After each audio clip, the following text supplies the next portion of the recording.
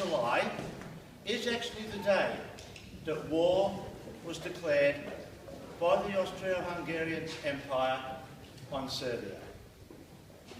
So, without saying too much more about it, I will leave it to Dr. Peter Love, who is one of the trustees of this fine trade union building, the oldest trades hall in the world, and is also the president of the Melbourne chapter of the Society for the Study of Australian Labour History.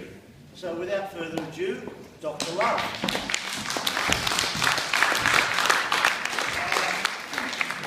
Comrades and friends, Jacob and the others have asked me to have a word with you just to remind you about what a solemn occasion this is, the actual day, 100 years ago, when that wretched slaughter began.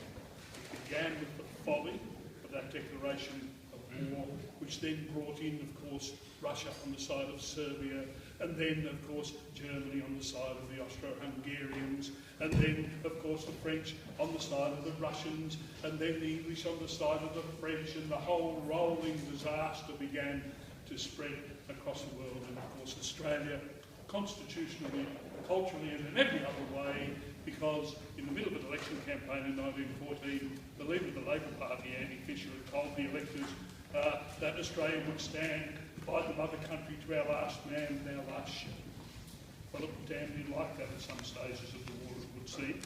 And Australia began very enthusiastically as a member of the Empire to engage and to involve itself very much with the great and glorious cause. This, of course, was reflected actually by the trade unionists, who in disproportionately high numbers volunteered for the first Australian Imperial Force. And off they went to this war. Oh, what a lovely war. It was a great adventure for them. But of course, it was very soon clear that this was going to settle down into what soon became one of the great mass slaughters, a mechanised slaughter of humanity on an utterly industrial scale across the whole of Western Europe. And so there was then, as these casualty lists began to mount, as every single street knew somebody who had a family where someone was killed or lost in battle, where everyone feared to see the clergyman coming up the street because they knew he would be there to bring bad news to the family. He would close the blinds in fear that it might be you, his staff. And that began to tell on the ordinary people here at home in Australia. There was inflation, there was greater unemployment. Prices were horrible for actually basic commodities like bread. And of course, gradually a war weariness set in.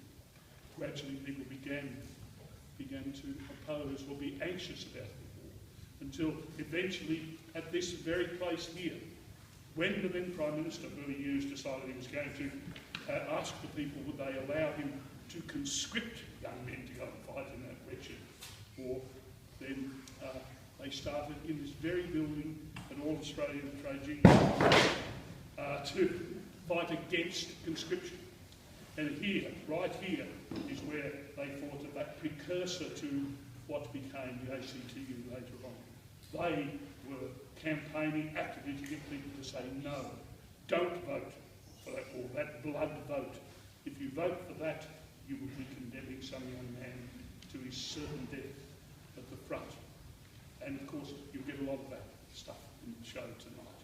But this very place became a centre for that opposition to war. Some very prominent people were part of it, like John Curtin, the young organiser of the Timber Workers Union. He even got arrested for his activities opposing the war.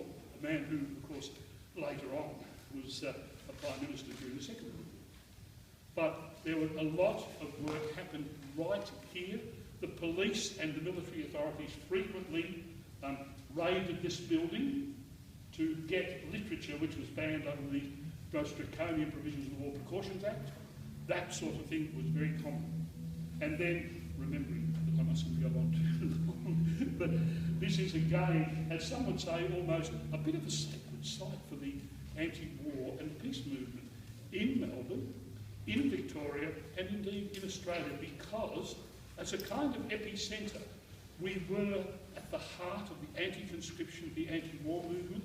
In Melbourne, it was, because the Federal Parliament was here there, it was the sharpest focal point for it. In 1917, after they were having another go to try and get conscription, just before then, the Women's Peace Army stormed Parliament.